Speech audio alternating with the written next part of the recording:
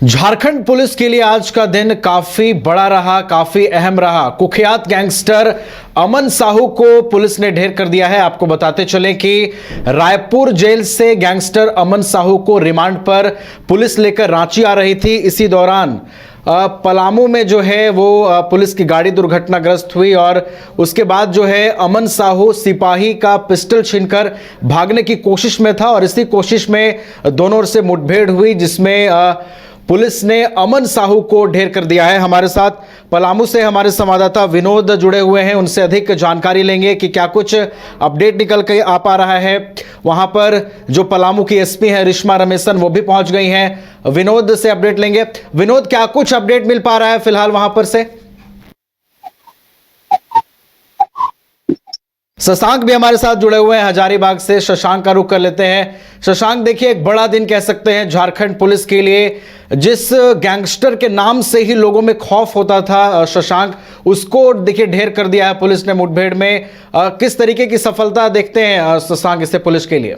देखिए नवीन, अगर झारखंड पुलिस की बात की जाए तो लगातार झारखंड पुलिस पे प्रेशर बढ़ रहा था। जब से एनटीपीसी के जो अधिकारी की हत्या हजारीबाग में हुई थी, उसके बाद लगातार पुलिस के कार्यशैली पे सवाल उठ रहे थे और इसे लेकर पुलिस लगातार हाई लेवल की मीटिंग भी कर रही थी। हालांकि कल ही डीजीपी का यह बयान आया था कि जेल में बंद जितने भी कुख्यात गैंगस्टर हैं उनसे पूछताछ की जा रही है और इसी पूछताछ के लिए रायपुर से अमन साहू को लेकर पुलिस रांची आ रही थी। इसी बीच पलामू के रामगढ़ थाना क्षेत्र में पुलिस की गाड़ी पलटती है और उसके बाद अमन साहू पुलिस के हथियार छीनकर वहां से भागने का प्रयास करता है। दोनों एनकाउंटर होते हैं और उसमें अमन साहू मारा जाता है। हालांकि ये झारखंड पुलिस के लिए एक बड़ी उपलब्धि है और अगर कहा जाए तो जिस प्रकार से सोशल मीडिया में पोस्ट आ रहे हैं कि झारखंड पुलिस योगी आदित्यनाथ के मॉडल को अपना रही है, लोग शाबाशियां भी दे रहे हैं। अभी थोड़ी देर पहले ही अमित यादव, जो बड़का हजारीबाग के विधायक है बरकट्टा से, उन्होंने भी इस पर सरकार को सराहा है और बोला है कि इसमें पूरी तरीके से विपक्ष भी उनके साथ है। तो एक प्रकार फिलहाल आपको रोकना चाहेंगे शशांक, हमारे साथ पलामू से घटनास्थल से हमारे संवाददाता विनोद जुड़ गए हैं। विनोद, क्या कुछ अपडेट और मिल पा रहा है? घटनास्थल पर एसपी भी पहुंचे हैं, क्या आधिकारिक पुष्टि हो गई है? विनोद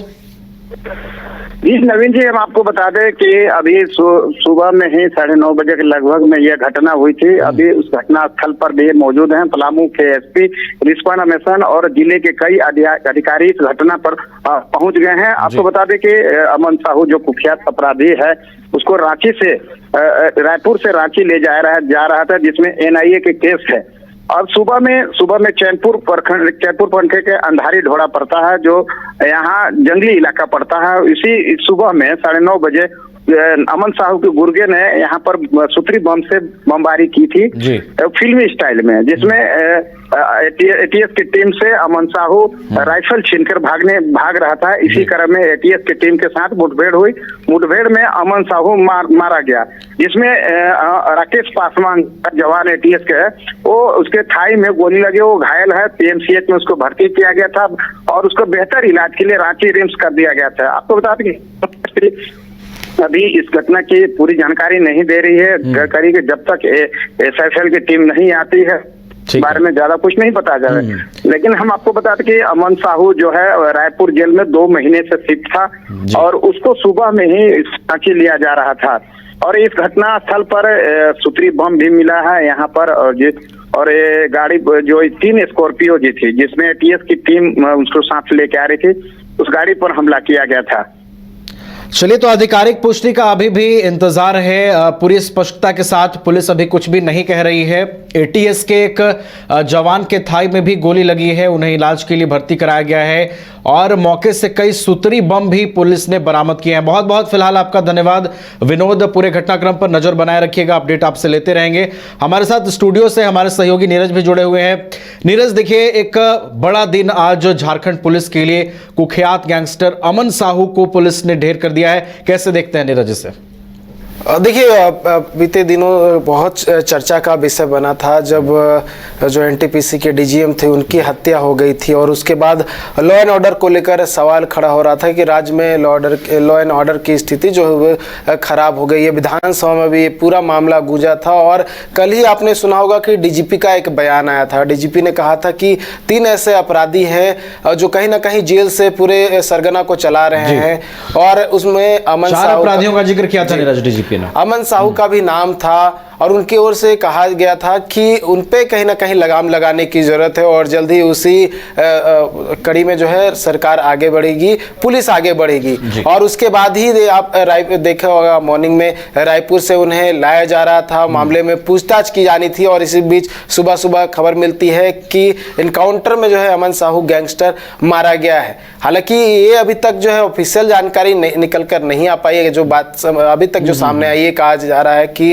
वो वहां से भागने की कोशिश कर रहा था जब गाड़ी पलट गई और उसके बाद जो है एनकाउंटर में वो मारा गया। ये बातें निकलकर सामने आई। लेकिन अगर हम बात करें अमन साहू की इतिहास के बारे में तो बहुत सारे इतिहास जो है उससे जो है जुड़ा हुआ था। बहुत सारे आपराधिक घटनाओं को उसने अंजाम दिया था। नीरज इतिहास पे जाएंगे, लेकिन नीरज एक और चीज आपसे समझते हैं। ये जो जिस स्टाइल में नीरज एनकाउंटर हुआ है, यूपी की तर्ज पर इसे कह सकते हैं। अक्सर आपने देखा होगा, कई घटनाओं को आपने देखा होगा जहां पर सख्ती से निपटती है पुलिस अपराधियों से, और इसे यूपी स्टाइल का नाम दिया जा रहा है। नीरज की झारखंड पुलिस भी यूपी पुलिस के स्टाइल में नजर आ रही है। ये एनकाउंटर हुआ है, इसको कैसे लिंकअप कर रहे हैं आप? देखिए, उत्तर प्रदेश में कई इस तरह के मामले जो है वो हमारे सामने जो है आए थे, जहां पे एटीएस की ओर से इनकाउंटर की बात कर ले या फिर जो यूपी पुलिस की ओर से इनकाउंटर की बात कर ले। ये अलग तरह के मामले जो है उत्तर प्रदेश से सामने आए थे। ये संभवतः झारखंड में पहली बार इस तरह का मामला जो है जहाँ इतने बड़े अपराधी की जो है पुलिस ने इनकाउंटर में जो है गोली मार दी है और उसके बाद जो है उसकी मृत्यु हो गई है। लेकिन ये कहा जा रहा है इसको इनकाउंटर की हम इसलिए कह रहे हैं क्योंकि वो भागने की कोशिश कर रहा था और जवाबी फायरिंग भी जो है करने की कोशिश कर रहा था। लेकिन अगर बात करें तो कहीं ना कहीं जो है वो अपराधी था और उसे एक मौका मिला था कि अगर गाड़ी पलट गई है तो वो कोशिश कर रहा था, क्योंकि कई सालों से वो जेल में बंद था और जेल से बाहर नहीं निकल पा रहा था। तो इसके लिए एक बड़ा अवसर था, कहीं ना कहीं इस अवसर को भुनाने की कोशिश में था और ये वजह था कि वह जो है जो वहाँ पे सिपाही था उसका पिस्तौल छीनता है और भागने की कोशिश करता है, पुलिस पर जो है गोली चलाता है और उसके बाद जब कार्रवाई होती है तो पुलिस की गोली उस पर लगती है और वो वहीं पे ढेर हो जाता है। तो कह सकते हैं कि यूपी में हालांकि जो है अलग तरह के मामले थे, लेकिन उस तरह का कह सकते हैं कि अब झारखंड पुलिस भी जो है उस मोड में आ चुकी है कि कोई भी अपराधी रहे, चाहे वो कितना भी बड़ा हो, अगर वो इस तरह के जो घटना है उसको अंजाम देता है, पुलिस पर जो है गोली चलाता है, तो पुलिस भी जवाबी कार्रवाई करेगी और वही पुलिस ने किया। जवाबी कार्रवाई करते हुए उसे मार गिराया। और देखिए, अमन साहू के बारे में बात करूं नवीन, तो झारखंड के लगभग हर जिले में जो है 120 से अधिक मामले दर्ज है। संभवतः ऐसे कम अपराधी होंगे जिनके खिलाफ जो है लगभग 100 के करीब या 100 से पार जो है मामले दर्ज होंगे। रांची में बहुत सारे घटनाओं को अमन साहू ने अंजाम दिया था। बगल के जिला जो है रामगढ़, हजारीबाग, कोडरमा, पलामू, कई जिले हैं जहां पर कुख्यात अपराधी के नाम से जाना जाता था, रंगदारी मांगता था और लेवी के पैसे जो है वो वसूलने का काम करता था और जेल में रहते हुए कई तरह के घटनाओं को अंजाम दे चुका था। और जो मैंने हजारीबाग का जिक्र किया, हजारीबाग में किस तरह से बीते दिन जो है डीजीएम की हत्या हुई, उसमें भी कहीं ना कहीं पुलिस कड़ी जोड़ने की कोशिश कर रही थी। क्या उसके इशारे पर जो है हथियारों ने गोली चलाई या फिर जो मृत्यु हुई है कहीं ना कहीं उनके जो लोग थे वही गोली चलाने का काम किए, इस वजह से उस जो डीजीएम थे उनकी मृत्यु हुई। तो कई कड़ियां थी जिसको लेकर रांची पुलिस पूछताछ करने वाली थी। और भी एक मामला है जो आप एक और अपराधी जो है कह सकते हैं रवि बिश्नोई, लॉरेंस बिश्नोई माफ कीजिएगा, लॉरेंस बिश्नोई के साथ भी कहीं ना कहीं उनका संबंध जोड़ा जाता है कि लॉरेंस बिश्नोई से उनका जो है संबंध रहा है और उसका कहीं ना कहीं जो है साठगांठ रहा है। और एक जैसे अपराधियों की जो है है आपस में साठगांठ रहती है, किस तरह से घटना को अंजाम देना है, किस तरह से लेवी वसूलना है, किस तरह से रंगदानी के पैसे। ठीक है नीरज, आपसे इतिहास भी समझेंगे जो रहा है अमन साहू का। डीजीपी ने एक सख्त मैसेज दिया था कि जो भी अपराधी हैं जो जेल में बंद हैं लेकिन उनके गुर्गे बाहर सक्रिय हैं और वो सक्रिय रूप से काम कर रहे हैं, इस घटना के बाद उन तक भी एक मैसेज पहुंचाने की कोशिश झारखंड पुलिस की ओर से की गई है। हमारे साथ हजारीबाग से शशांक भी लगातार बने हुए हैं। शशांक, देखिए अब जब एनकाउंटर हो गया है अमन साहू का, पुलिस के लिए इसे सफलता मानी जा रही है। शशांक, आप ये बताइए कि हजारीबाग पुलिस के लिए ये कितनी बड़ी चुनौती बन गया था और हजारीबाग पुलिस जो है कितना सरदर्द मानती थी अमन साहू को? की बात की जाए तो अमन साहू पे हजारीबाग के बड़का गांव क्षेत्र में ही 19 मामले दर्ज है। बड़का गांव थाना और बड़का गांव से संबंधित जितने भी ओपी है, जितने भी संबंधित थाने हैं, उसमें कुल 19 मामले इस पे दर्ज है, जिसमें आर्म्स एक्ट, हत्या जैसे मामले भी हैं। आपको बता दूं, बड़का गांव कोल खनन का क्षेत्र है। एनटीपीसी वहां कोल खनन कर रही है, एनटीपीसी की अधीनस्थ कंपनियां वहां कोल खनन कर रही हैं और लगातार अमन साहू जो था वहां पर अपना दहशत फैलाने का प्रयास करता था, गोलीबारी करता था। पिछले भी लगभग दो अधिकारी जो एनटीपीसी से संबंधित कंपनी के थे, उनकी हत्या हुई थी, उसमें भी अमन साहू का नाम आया था। कई बार दहशत फैलाने के लिए कोल माइंस में गोलीबारी की गई थी, उसमें अमन साहू का नाम आया था। अमन साहू के कई गुर्गे भी इस मामले में जेल जा चुके हैं। तो इस पूरे मामले को लेकर अगर हजारीबाग पुलिस की बात की जाए तो हजारीबाग पुलिस के लिए अमन साहू बड़ा सिरदर्द था, क्योंकि यह हजारीबाग में ही पला था, बढ़ा था। हजारीबाग के केरेडारी में एक जगह है बुंडू, वहां पर यह पहले मोबाइल दुकान चलाया करता था, अपने नानी के यहाँ रहा करता था और यहीं से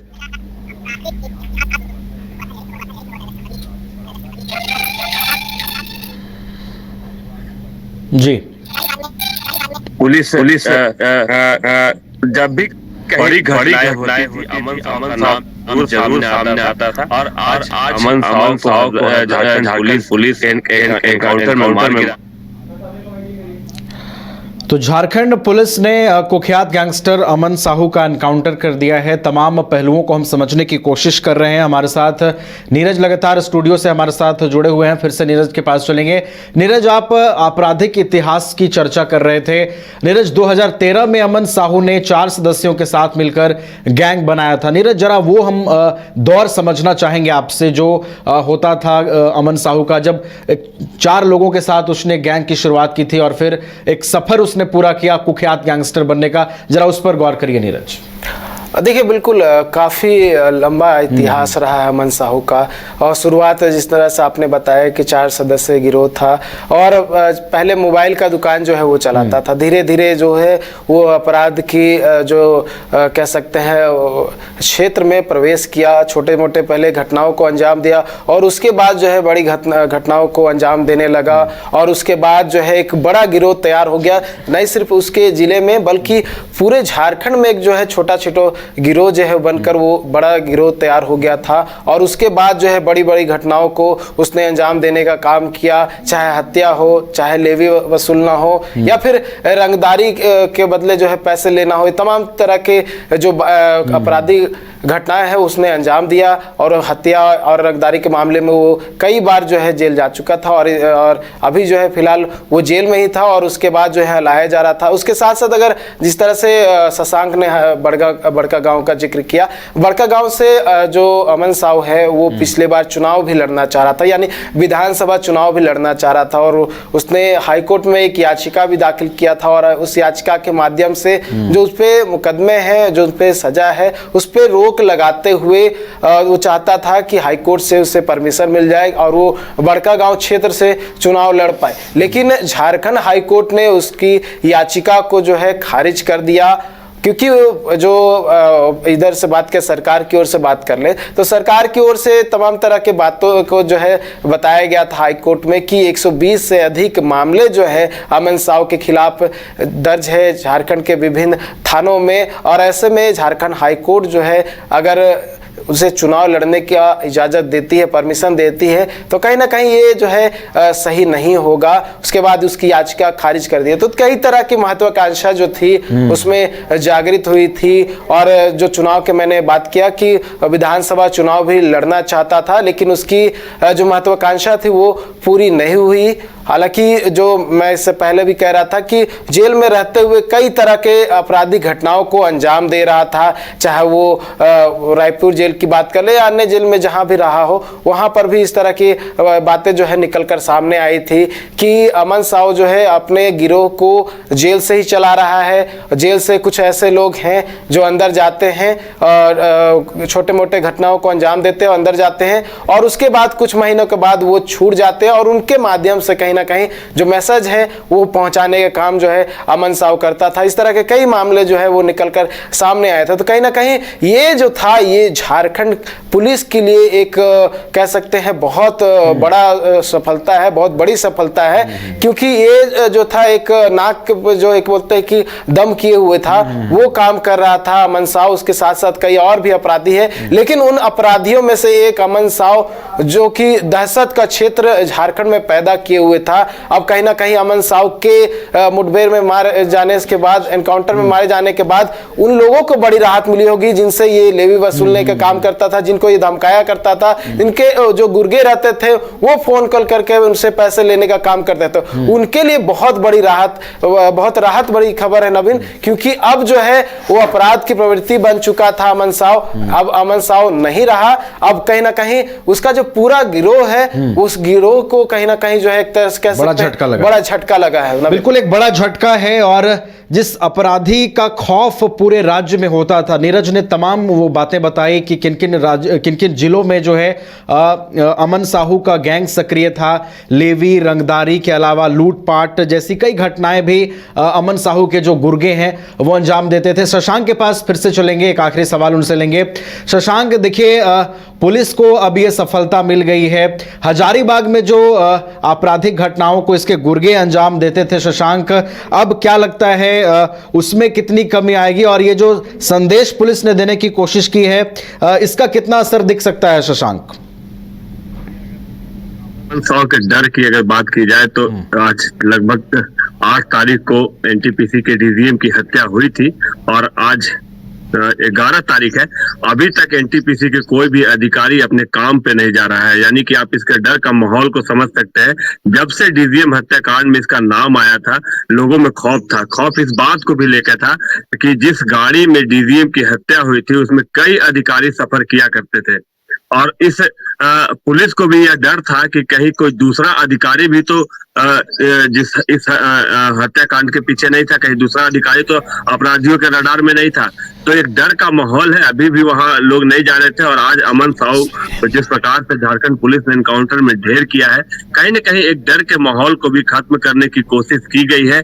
जिस प्रकार से कल शाम देर रात कैंडल मार्च निकालकर एनटीपीसी के अधिकारियों ने विरोध किया था। उनका कहना था कि पुलिस हमें सुरक्षा दे, वह यहाँ पर देश के विकास के लिए काम कर रहे हैं, एनटीपीसी में काम कर रहे हैं और अगर उन्हें ही सुरक्षा मुहैया नहीं होती है तो यह बहुत गलत बात है। और आज जिस प्रकार से झारखंड पुलिस ने एक संदेश देने की कोशिश की है, कहीं न कहीं अधिकारियों के मन में जो डर था उसे खत्म करने की कोशिश है। हालांकि अभी आधिकारिक पुष्टि का इंतजार है, आधिकारिक पुष्टि आने के बाद ही इसमें कुछ कहा जा सकता है, लेकिन कहीं न कहीं यह संदेश देने की कोशिश है कि हाँ, जो डर एनटीपीसी के अधिकारियों में बैठता जा रहा था उस डर को खत्म करने की कोशिश की गई है। अगर अमन साहू के इस एनकाउंटर की बात की जाए तो जिस प्रकार से हजारीबाग में जो भी बड़े वारदात होते थे, किसी की हत्या होती थी, उसमें से जिस प्रकार से अमन साहू के गैंग का नाम आता था, तो कहीं ना कहीं इसमें कमी तो जरूर आएगी, क्योंकि जितने भी इसके बाहर लोग थे कहीं न कहीं अमन साहू का ही दिशा निर्देश का पालन करते थे। जेल में रह कर ही वह दिशा निर्देश दिया करता था, उसके बाद घटनाएं होती थी। तो कहीं इसमें थोड़ी तो कमी देखने को जरूर ही मिलेगी, लेकिन हाँ, अभी और सख्त कार्रवाई की जरूरत है। इसके लोग बड़का गांव क्षेत्र हजारीबाग में सक्रिय है और अब देखना यह होगा कि आगे झारखंड पुलिस इन लोगों पे क्या कार्रवाई करती है। ठीक है शशांक, एक सवाल और आपसे लेंगे। हमारे साथ पलामू से विनोद सिंह भी हमारे संवाददाता जुड़ गए हैं, घटनास्थल पर उनकी मौजूदगी है। विनोद, देखिए पूरे राज्य में अब इस घटना की चर्चा हो रही है, जिस तरीके से यूपी पुलिस के स्टाइल में एनकाउंटर हुआ है अमन साहू का। ये जो स्टाइल झारखंड पुलिस ने भी अब अपनाया है विनोद, उसको किस तरीके से आप देखते हैं? ये बता दूं कि यहाँ पलामू में जो है चैनपुर प्रखंड के अनहारी ढोड़ा है, जहाँ यहाँ जंगली इलाका पड़ता है। यहाँ सुबह में अमन साहू को गोली मारी गई है। आपको बता दें कि अमन साहू को रायपुर छत्तीसगढ़ से रांची एनआईए के केस में यहाँ लेके जा रही थी। वहीं अमन साहू को जो गुर्गे थे वहाँ पहले से ही घात लगाए हुए थे। और यहाँ सुबह 9:30 बजे के करीब अनहारी ढोड़ा में यहाँ सबसे पहले जो एटीएस की टीम जो 3 स्कॉर्पियो गाड़ी से यहाँ लेके जा रही थी, उस पर सूत्री बम पहले फेंका गया था।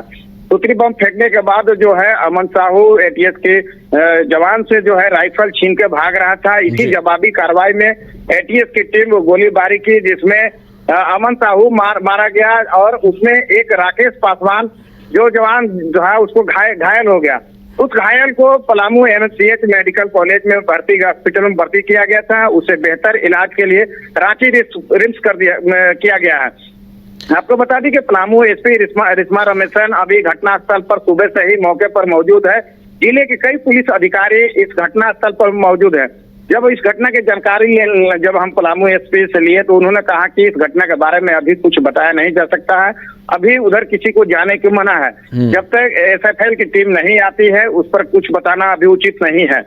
और इस घटना में पूरे रास्ते को सील कर दिया गया है, जिसमें सभी राहगीरों को इधर जो रामगढ़ जाने वाली है और डाल्टनगंज को जाने वाले सारे रास्ते को सील कर दी गई है। चलिए, तो कई रास्तों को भी सील किया गया है और पुलिस पूरी तत्परता के साथ कार्रवाई कर रही है। इस पूरे मामले में जो है तफ्तीश में भी जुटी हुई है। अब विनोद ये बताइए कि देखिए, अब मारा गया है गैंगस्टर अमन साहू। पलामू में इसका कितना खौफ था, इसके गुर्गे कितने सक्रिय थे और ये कितनी बड़ी चुनौती था पलामू पुलिस के लिए? विनोद, ये बता दो कि यहाँ जो है पुलिस पूरी छावनी में तब्दील हो गई है। यहाँ तक कि सदर हॉस्पिटल भी वहाँ पे पुलिस छावनी कर दी है। किसी को आने जाने अभी नहीं दिया जा रहा है। पुलिस रिश्मा रमेशन अभी घटनास्थल पर सुबह से ही मौजूद है और जिले के कई अधिकारी भी मौजूद है, पुलिस के जवान भी मौजूद है।